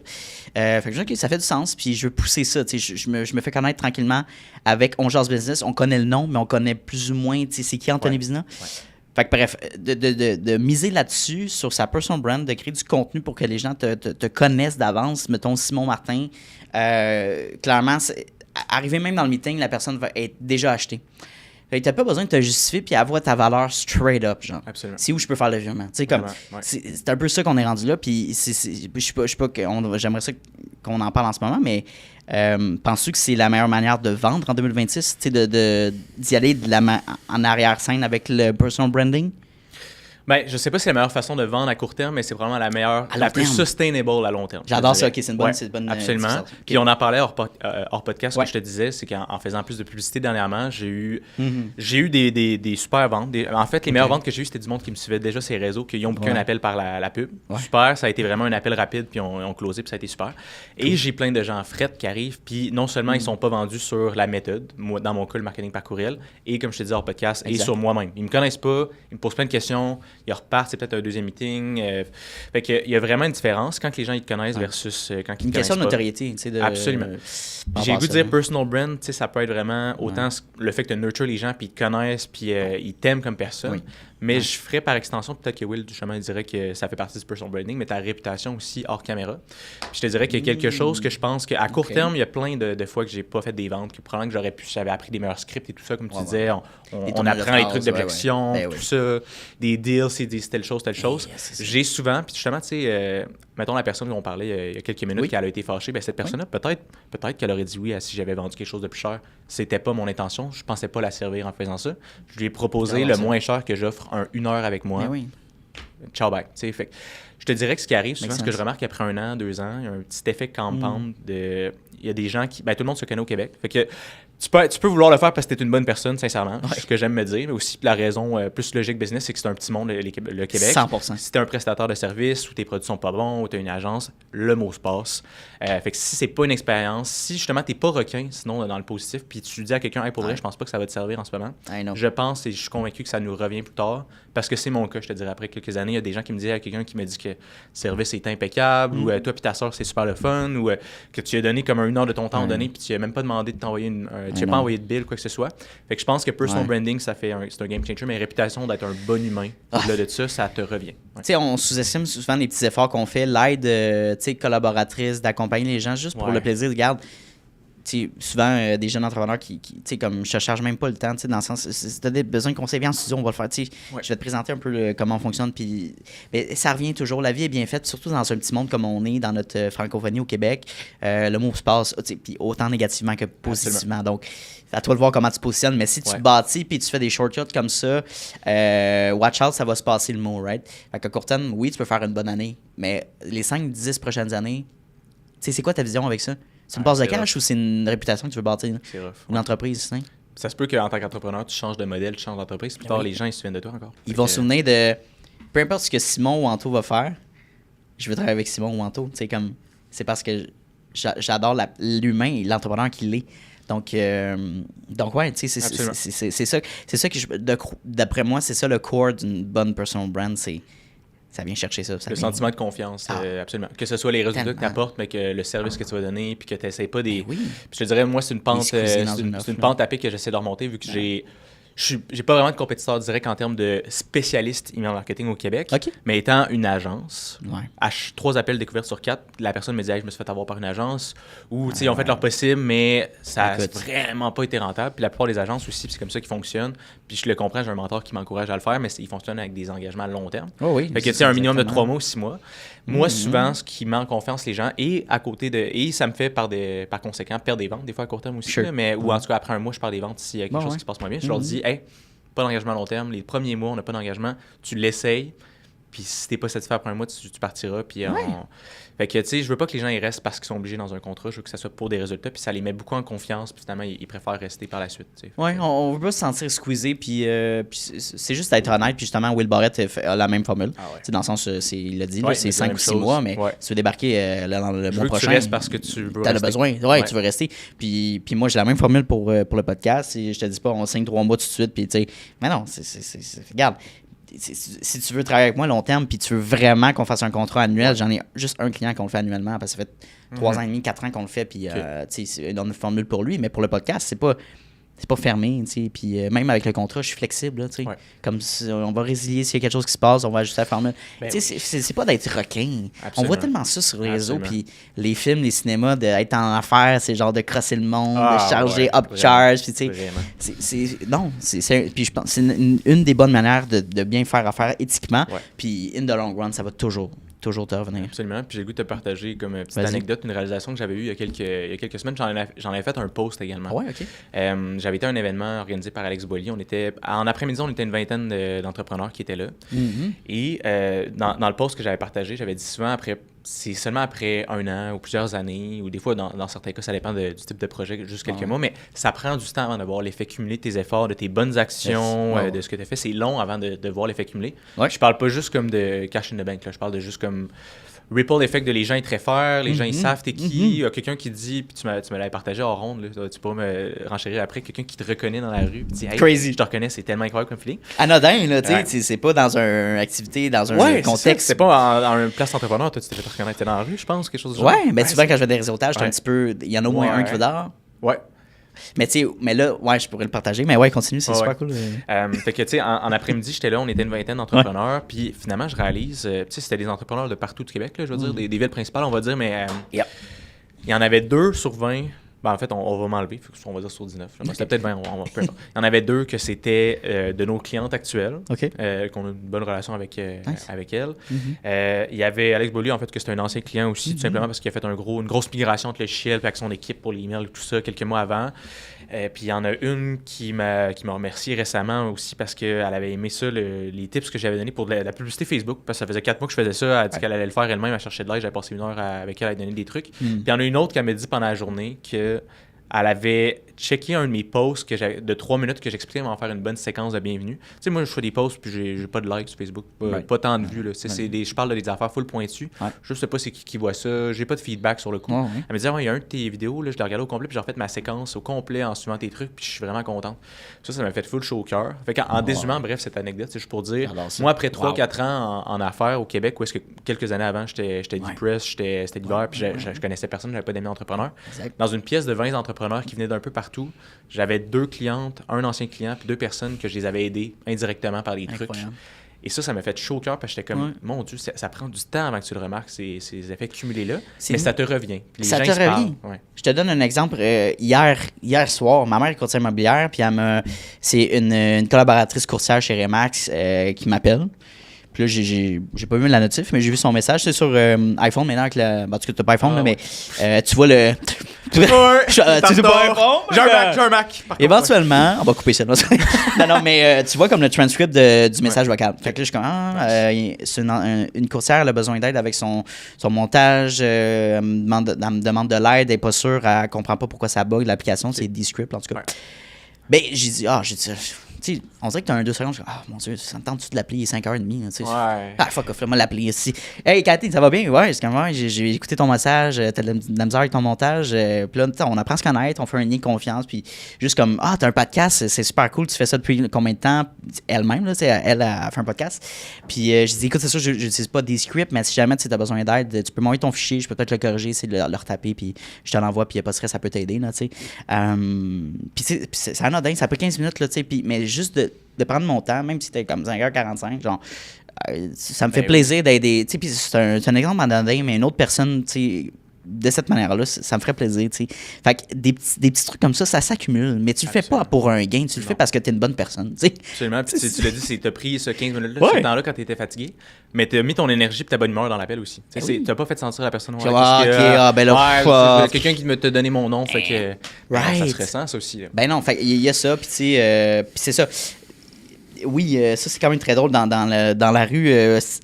depuis que j'ai le podcast, depuis 3 ans et demi, ça m'est arrivé 2 fois dans des contextes qui n'est pas à faire. La première fois, c'était dans mes tout débuts, dans une boutique de téléphonie, genre chez Fizz, ou je pense que. Ouais. Puis le caissier me regarde, il me fixe, là, je suis comme, allô? Puis il me dit, ouais, tu fais. Puis là, je vais voir, puis il dit, ouais, c'est toi le gars de podcast, là, à ce temps-là, tu sais, j'étais Jazzor Business, je sais pas trop connu, tout ça, whatever. Puis je dis, ouais, c'est fucking nice. Puis là, mon ami était à côté, je dis, Chris, c'est l'influenceur, toi. Ouais. Puis là, fait que je dis ça de même. Puis là, il y a un mois environ, je revenais de me couper les cheveux au barber, puis chez Pasquale, by the way. Puis je parlais au téléphone avec ma mère, je raccroche. Puis là, il y a un gars qui m'envoie la main, c'est wow. Je suis comme un petit peu à Montréal, des fois, tu as des gens qui t'envoient la main, mais tu sais pas. T'es pas sûr si t'as bon. Je dis, ah ouais, mais tu sais, je dis, hey, salut, what's up? Puis là, je commence à marcher, j'ai mes AirPods. Puis il vient me chercher, il me dit, hey, c'est toi, Anthony, du podcast En Jazz Business. Tu le vois t'as des étoiles dans les yeux, là, pis c'est comme, hey, je suis un fan de ton podcast, j'adore, j'en mange, je me suis lancé en affaires en startup, en techno, I love it, genre, continue ce que tu fais. Puis ça paraissait qu'il écoutait les épisodes parce qu'il a dit, je sais que tu passes beaucoup d'entrepreneurs de ton club de réseautage. Puis je suis comme, ça veut dire qu'il écoute les clips, mais il écoute les épisodes non format parce que je le mentionne. Ouais. J'ai vu ton mobilier qui a changé et tout ça. Je suis comme, ouais, man. Je suis comme, tu sais, c'est pas juste, j'ai vu des clips passer.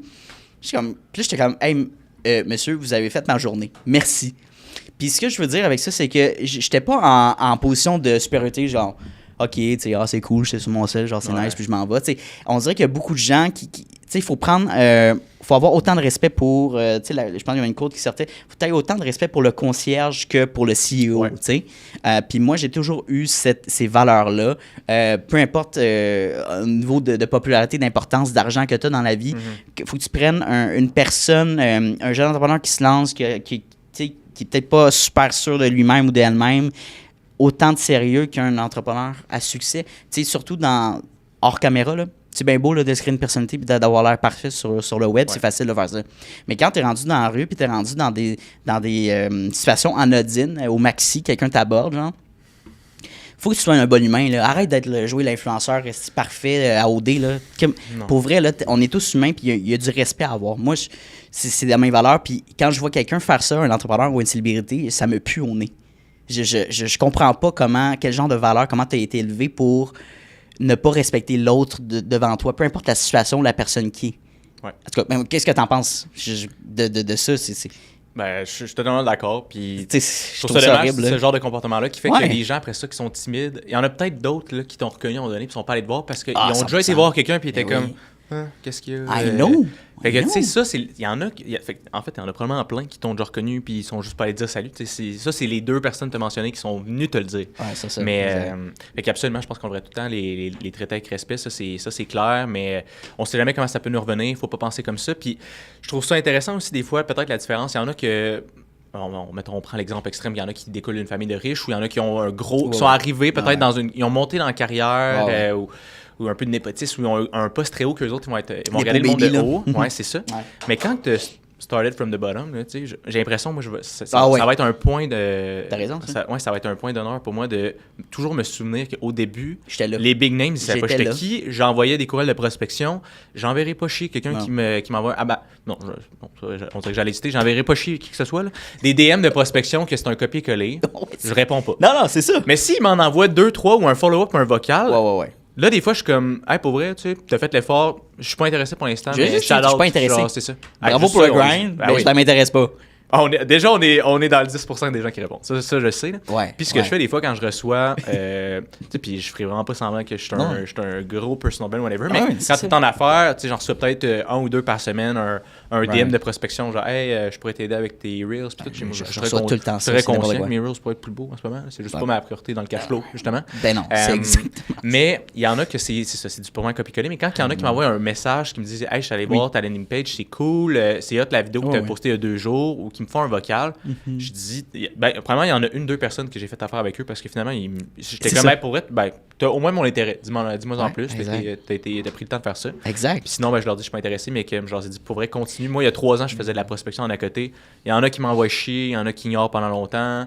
Il y en a qui... c'est ça. Ou il y en a qui te ghostent après un premier message. Sure. Puis t'es comme, finalement, il t'a vraiment ignoré puis s'amuse avec ça. Ouais. Fait qu'il y a vraiment de se souvenir qu'on a commencé par ça aussi. Puis Ben, respecter le hustle de ceux qui commencent. Respecter le hustle, tu sais. Puis c'est ça, d'avoir commencé from the bottom, puis d'évoluer, tu comprends ce grind-là. Puis après, oui, ça, c'est gossant quand même, là, les approches. Des messages LinkedIn déjà préfaits, Sales Navigator ou des Instagram DM, puis c'est même pas adressé à ton nom, là, c'est genre hey business owner, genre bro, please, là. C'est autant dans les courriels. Mais déjà, tu prends l'effort de dire OK, salut Anto, salut Simon, je consomme ton contenu, je vois ce que tu fais, il y a peut-être des choses qui peuvent être améliorées. As-tu 15 minutes à m'allouer, puis je suis comme, écoute. Ouais, comme essaye-toi, genre, sure, et why not? Il y a peut-être, c'est pas un client direct, souvent je parle de ça, mais ça peut être une collaboration, ça peut être du référencement, tu sais, comme, juste comme, amène une petite valeur ajoutée. Puis c'est comme ça que j'ai fait pour le podcast, de me faire connaître, c'est donne-en plus, puis après reçois, tu sais, plante ta graine, puis ça va pousser, tu sais. Vraiment. Et non le contraire. En bout, je pense que tout ce qu'on vient de dire, c'est aussi l'art de rester humble, peu importe comment on progresse. On a tout le temps de quoi apprendre, on sait jamais à qui on parle, on peut tout le temps avoir un angle mort aussi de quelque chose. Puis j'apprécie aussi les gens qui, au pire, me font de la prospection, qui m'approchent, qui sont humbles aussi. Parce que, mettons, récemment, il m'a envoyé on va dire, il y a quelques mois, il m'a envoyé un vocal pour me proposer ses services de production vidéo, mais c'était un vocal personnalisé. Tu sais, je sais, c'était pas de l'IA, il m'a fait une minute personnalisée, tout ça. Cool, ça J'ai répondu, tu sais, que j'étais ouvert à si vous voulez me dire ses prix, m'en dire un peu plus, mais qu'actuellement, je faisais affaire avec quelqu'un pour lui faire perdre son temps, mais tu sais, que ça faisait pas longtemps que j'avais commencé avec eux, j'étais pas fermé à en savoir plus, quoi que ce soit. Mais là, finalement, ça a pris 2-3 jours de me répondre et tout ça. Puis après ça, en fait, il m'a posé une question un peu en mode script. Il m'a dit, donc toi, ce serait quoi un peu tes objectifs ou en tout cas, je sais pas la question, mais c'était une question purement scriptée. C'était vraiment... en fait, toi, avec ta production vidéo, qu'est-ce que tu aimerais atteindre dans les 6 prochains mois? Puis j'étais comme...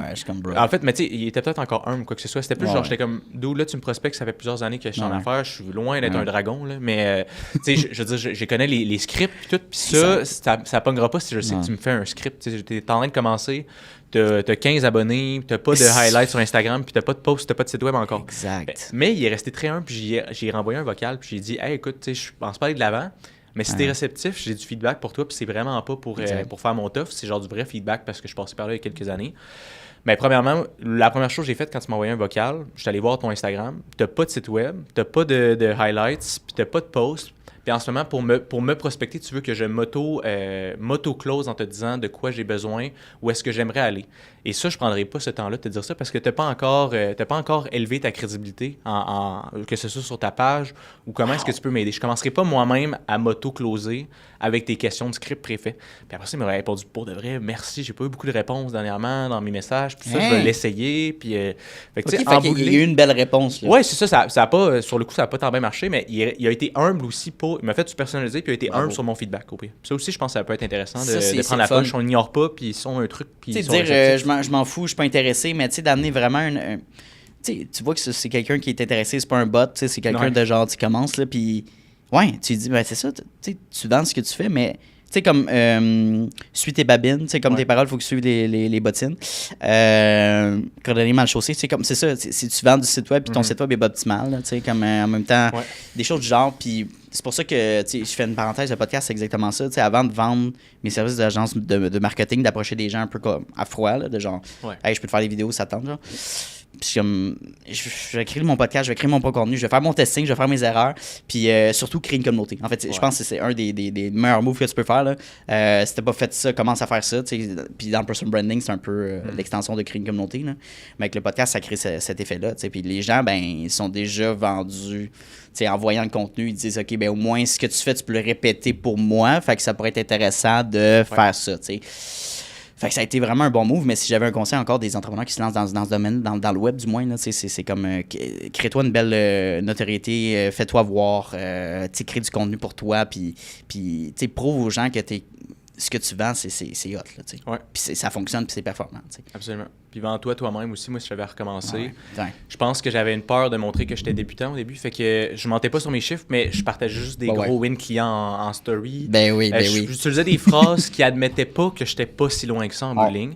Tandis que souvent, je trouve que les entrepreneurs, c'est le fun de les suivre quand ils commencent. C'est qu'ils disent, dès le début, c'est comme je commence, follow me on my journey. Puis t'es full excité de les voir progresser. Fait que, de pas se cacher. Puis aussi, j'ai trouvé à un moment donné que j'étais pris dans... on va dire, mon identité sur le web, j'essayais trop d'avoir... j'essayais pas plus que ça, mais je montrais pas des aspects vulnérables ou des difficultés. Puis ça, j'ai l'impression que je m'étais enfermé là-dedans, parce qu'après ça, j'étais comme... Je sais pas, on dirait que j'ai trié un peu ce que je montrais, puis après ça, j'ai l'impression que je sais plus où commencer, comme, on va dire, sortir du placard de je suis qui pour de vrai, comme en arrière, puis que c'est pas tout beau, puis j'ai pas juste des bons résultats clients. Des fois, il y a des problèmes dans les appels, des fois, il y a des affaires, des stresseurs, des problèmes de cash flow. On n'est pas si gros que ça, on commence, ça fait juste quelques années. Fait que de pas s'enfermer dans une vision fermée au début. Parce que à la base, encore une fois, on est tous humains, fait que de voir qu'un entrepreneur n'est pas toujours parfait, de genre, j'ai fait un fail, je le reconnais, puis voici ce que je mets en place maintenant. J'ai fait une vidéo récemment que j'avais publiée, je pense, c'est sur ma page de podcast.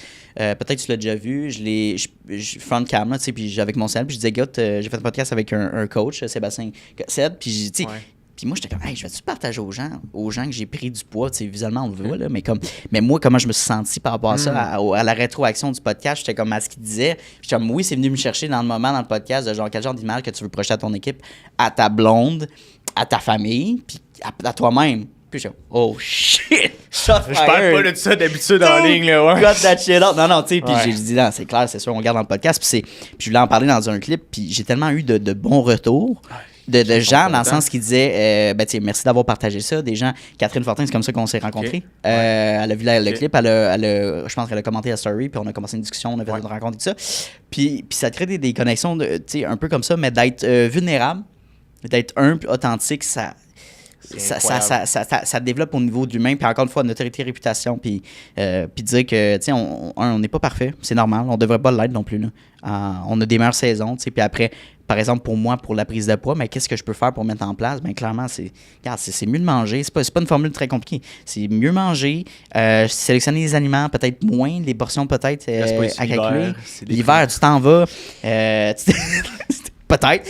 Puis bouger davantage. Après, c'est de le dire honnêtement, regarde, c'est normal si tu prends du poids dans l'année, t'en perds, it's normal, tu sais, puis des enjeux, des fois, t'es un petit peu plus fatigué, plein de choses, l'anxiété qui joue entre le stress, ça... c'est ça, j'aurais dit, je sais pas si dans ton cas, être entrepreneur, puis il faut l'occuper, ça a joué là-dessus, là. Moi, 100%. C'est exactement ça. Moi, j'ai eu des fluctuations pendant l'hiver, puis ça m'a assez déprimé aussi des fois comme période. Puis là, l'été, c'est le fun, ça revient motivant, mais quand tu travailles fort, on dirait que t'as jamais... Faut que tu prennes la décision de... J'ai plein de tâches à faire encore, mais je me priorise, je m'en vais faire ça, que sur le coup, ça a pas l'air... Ben, c'est productif d'aller faire un entraînement, mais...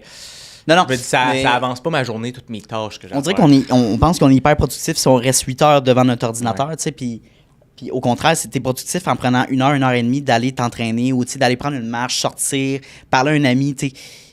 C'est pas... drôlement, souvent, ça va t'amener à aller faire peut-être plus d'argent, parce que tu prends soin de toi, puis tu as d'autres opportunités anodines. Puis je pense que la vie est bien faite dans ce sens-là. Ça va te redonner dans ce sens-là. Ça m'amène à la dernière question du podcast. Ça fait un lien avec le mindset et quel genre de vie qu'on veut bâtir. Dans le premier podcast, je t'avais posé les deux dernières questions qui est ta vision du succès puis qu'est-ce que tu dirais à une version de toi-même plus jeune. On compile ces deux questions-là en une maintenant pour le deuxième part. Dans ta définition à toi, c'est quoi une vie pleinement vécue? Je vais reprendre la phrase classique, là. Aucun regret ou le moins de regrets possible, je te dirais. Fait que, évidemment, celle-là est peut-être pas originale, mais j'ai l'impression de... Pleinement vécu, ce serait ma philosophie actuelle qui est à peaufiner. C'est progresser toute sa vie en ayant l'équilibre avec de la gratitude. Parce que je pense qu'en commençant mon parcours de développement personnel ou d'entrepreneur, j'avais juste l'aspect ambition et non pas reconnaissance de regarder le progrès ou mon Dieu, je suis chanceux, ou de me rappeler qu'en ce moment, je suis pas rendu à l'objectif, qu'en bowling, c'est pas l'objectif qui devrait te rendre heureux, mais c'est d'aimer le fameux chemin, comme ils disent. Comment tu peux faire pour le plus souvent et le plus longtemps possible dans ta vie de sentir que tu progresses? Puis, en même temps, je suis conscient que c'est peut-être pas ça que tout le monde veut, mais la progression, c'est différent pour chacun, je pense. Fait que avancer vers évoluer dans son potentiel tout en appréciant ce qu'on a, je te dirais. C'est un peu ça qui est une belle vie, selon moi, selon ma philosophie actuelle. Ouais, non, ça fait beaucoup de sens. Puis, faut pas banaliser justement quel genre de vie qu'on veut bâtir. C'est important, tu sais, de savoir, tu sais, puis là, on est jeune, là, clairement, mais tu sais, de penser à comme. Est-ce que tu veux avoir veux-tu avoir une vie familiale? Veux-tu avoir des enfants? Où est-ce que tu veux habiter? Est-ce que toi, voyager, t'aimes ça ou tu préfères faire autre chose que... Parce que, tu sais, souvent, on dit voyager, c'est genre l'ultimatum d'une vie. Là. Si t'aimes pas ça, c'est correct, là, tu peux faire autre chose. Rendu à la retraite, là, on va loin, là, mais genre, quel genre de... Si t'es un entrepreneur, comment tu veux évoluer dans ce sens-là? Comment tu te vois? Puis planifier ta retraite, combien d'argent tu as besoin pour vivre? Il y a tellement de questionnements à se poser, puis ça fait un lien à... Quel genre, c'est quoi une vie pour toi qui est pleinement vécue? En fait, j'ai besoin de quoi pour être heureux dans ma vie? C'est-tu des biens matériels ou c'est des expériences? Puis je veux dire, je mets pas un meilleur que l'autre. Il y en a qui vont valoriser beaucoup plus les matériels que les expériences. À toi de voir qu'est-ce que tu préfères, mais c'est une question, encore une fois, que je pense qu'il est important à se poser, de genre, moi, quel genre de personne que je veux devenir ou quel genre de personne que je veux être. Si on est des enfants, quel genre de papa que je veux être? Quel genre de maman que je veux être pour mes enfants? Oui, absolument. C'est quand même des gros sujets, là, des grosses questions. Là. Toi, tu fermes un podcast avec ça. Là. Fait que c'est pour quand les enfants? Écoute, ça fait 8 mois que je suis en couple. Fait que je te reviens avec de quoi. Fait que dans une couple de mois, genre? Ben non, c'est ça, ouais, super. Mais on peut-tu finir là-dessus? Parce que je trouve que moi, ça fait 1 an que je suis en couple. Je suis un vieux garçon, cool. Puis je t'en ai parlé, je pense. Ouais. Et c'est ma première vraie relation long terme, puis ça va super bien, tu sais. Puis c'est cool, tu sais, quand tu te vois avec la personne de long terme et tout ça. Qu'est-ce que ça t'a amené d'être en couple? Est-ce qu'il y a un équilibre de vie? Est-ce que c'est de te forcer de prendre du temps, évidemment, avec ta blonde, mais prendre du temps pour toi? Comment tu vois ça? Ça m'a apporté plein de belles choses, je te dirais. Là. Premièrement, moi, j'ai été célibataire pendant longtemps, pendant 8 ans. Là. J'ai le goût de dire, j'aime dire par choix et par blocage psychologique, si tu veux. Là. Non, mais je te filme, non, regarde. Non, c'est ça. Ben, je veux dire, j'ai eu des opportunités j'ai eu des opportunités, mais j'étais très boqué, tout ça. J'avais très peur de m'engager, tout ça. Fait que dans les premières choses, pareil, man. J'avais exactement le même blocage. Et moi, dans les premiers mois, ça a été difficile pour moi d'aller éplucher un peu, je sais pas comment j'allais dire ça, éplucher l'oignon, qui est mes secrets, mon vrai moi, de m'ouvrir, absolument. Okay. Il y avait plein de petites affaires, des vulnérabilités ou des choses que... En fait, pendant longtemps, je me disais, je vais être en couple avec la fille de mes rêves quand je vais avoir atteint tel statut. Pas nécessairement d'être riche, mais comme quand que I'll have my shit together, genre l'entreprise, quand l'entreprise va bien aller, quand je vais avoir la shape que je sais que je vais avoir à un moment donné, puis quand je vais avoir atteint ça, je vais avoir la fille de mes rêves, puis ça va être à ce moment-là que je vais le considérer. Puis ça a été un super bon fit avec la fille avec qui je suis. Mais tant mieux. Puis ça a été un saut dans le vide également quand j'ai décidé de m'avancer là-dedans. Mais donc, de réaliser que c'est difficile un peu de s'ouvrir quand que tu mets un peu ta valeur toi-même sur quelque chose que tu n'as pas atteint. Fait que éventuellement, de gagner confiance que je peux être vulnérable avec quelqu'un d'autre, en dehors de, je veux dire, ma soeur ou mes collègues ou ma famille, mais vulnérable avec quelqu'un d'autre puis qu'elle va m'aimer quand même, ça a été vraiment super. Deuxième des choses, ben, tu sais, souvent à l'appart avec moi, puis ça fait que je dois essayer de tirer la plug le plus tôt le soir pour le souper, faire d'autres choses, pour être avec elle, puis en bout de ligne, être moins dans ma tête. Fait que ça, c'est super. Puis sinon, ben, ce que j'adore de ma relation, qui est... moi, j'en avais une qui était peut-être un peu plus difficile quand j'étais au secondaire. Je pense que j'avais mes torts, j'étais nonchalant comme adolescent, peut-être en couple. Absolument, c'est ça. Puis l'autre personne était peut-être plus stressée dans la relation et avait peut-être plus une certaine emprise également. Ma blonde est très... elle me met pas de pression, en fait. On est vraiment dans la communication. Moi, je la remercie énormément quand je lui dis, hey, en ce moment, je t'avoue, je me sens mal parce que je t'ai pas donné autant de temps ou de mon temps concentré dans les dernières journées. Ou comme tu as fait le souper dans les derniers soirs, je t'ai rien demandé. Puis comme je veux qu'on alterne normalement, puis tout ça. Mais puis elle m'a dit, pour vrai, je comprends. Puis j'ai dit, moi, j'ai le goût de faire... je veux faire plus d'efforts de mon bord et tout ça, pour on a une bonne communication. Puis elle met pas non plus de pression malsaine, quoi que ce soit. Elle me dit, tu sais, je pense que ça serait bon pour toi au pire qu'on vise que dans 2 soirs, tu réussis à finir un peu plus tôt, ou ça me ferait du bien qu'on passe du temps ensemble, mais c'est vraiment pas culpabilisant, puis c'est ça qui fait que justement ça permet d'être pleinement soi-même, puis pas de se sentir pris dans une cage. Puis tu serais surpris combien de couples ne font pas ça. Puis surpris, mais en réalité, c'est des vraies statistiques. Là, parce que nous, on a attendu longtemps pour la bonne personne. Ben, pour vrai, tu sais, mes parents on est plus sélectifs probablement aussi. Ben oui, mais à un moment donné, tu sais, moi, quand je venais rencontrer Alex, finalement, puis je disais... puis j'avais peur de m'engager, tu sais, 100%. On dirait qu'il y a une peur comme une responsabilité de dire, oh mon Dieu, puis je suis pas on top of my game, la même chose. Puis on dirait que je me suis dit, Anto, il y a quelque chose de bon, là, fait que, tu sais, pitch-toi en vide, puis fais confiance à la vie un peu. Puis c'est ça qui s'est passé. J'ai dit une bonne décision là, que j'ai pu faire. Puis question, est-ce qu'elle est entrepreneur? Es-tu en affaires ou... Non, elle va être éventuellement policière. C'est très, très différent. À la limite, elle va avoir plein de contraintes, justement. C'est ça. Fait que ça va être très différent, justement, des univers très différents. Mais c'est cool. Puis elle, en fait, je dirais, elle trouve ça cool. Elle avait peur... peut-être un peu plus de s'engager avec du monde qui n'allait pas être ouvert à son horaire qu'elle allait avoir éventuellement. Okay. Moi, je vais pouvoir travailler de la maison, on va pouvoir s'entraider dans nos horaires différents, la flexibilité que je vais avoir, mais des fois, je finis tard, elle va travailler des nuits, fait que ça va être vraiment super complémentaire. Tant mieux. Je suis content que c'est une belle relation, puis de ne pas être des gens toxiques, finalement. On dit souvent, la meilleure truc dans une relation, c'est la communication. Ouais, mais c'est quoi une bonne communication? Comment le faire, puis vraiment bien l'adapter. Parce qu'il y en a qui peuvent se dire, regarde, criser les torts que l'autre personne a fait, puis ça va... T'as pas fait le lavage, si là, je suis capable. Communiquer le problème, oui, voilà. Ouais. Mais voilà, ça, c'est un autre sujet de podcast qu'on pourrait faire. Juste une extension d'une heure de comment avoir une bonne relation de couple. De la vie. Ouais. C'est quoi être un bon chum? C'est ça. Bref, Simon, ça a été un part 2 exceptionnel. Puis j'espère que tu as aimé autant l'expérience que la première fois. Absolument. Où est-ce qu'on peut te contacter encore une fois pour travailler avec Sim Kicksmart? Ouais, c'est ça. Je dirais le plus simple, c'est me trouver sur Instagram, m'écrire le gars des emails. Tout collé, puis c'est la meilleure porte d'entrée où est-ce que j'ai tous mes liens, j'ai une chaîne YouTube, puis on peut m'écrire à partir de là sur mon courriel et tout ça. Donc, pour tous vos besoins en email marketing, sortir des spams, automatisation email, rentabiliser sa liste, c'est vraiment notre spécialité. Si on se revoyait dans un an, qu'est-ce que tu voudrais dire à Sim dans un an? J'ai l'impression que c'est le genre de question qui vient de spawn dans ta tête. 100%. Ouais, c'était juste 100%. Fait en passant. Alors, dis-moi ça. Si on se revoyait dans le podcast dans un an, qu'est-ce que tu dirais à Simon dans un an? Qu'est-ce que tu lui enverrais dans un an? Comme message? Oui. Je sais pas, c'est peut-être plus une question. Quelle question? OK, c'est bon. Est-ce qu'on a réussi à plus respirer mentalement, je te dirais? Juste parce que c'est la prise de conscience que j'ai actuellement de full de momentum, croissance, couteau entre les dents. Mais je le vois aussi, souvent, ce qui arrive, c'est qu'il y a plein d'apprentissages que j'ai su par des livres, des podcasts, des gourous et tout ça. Finalement, c'est en faisant... Tu fais l'erreur que tu as déjà lu avant.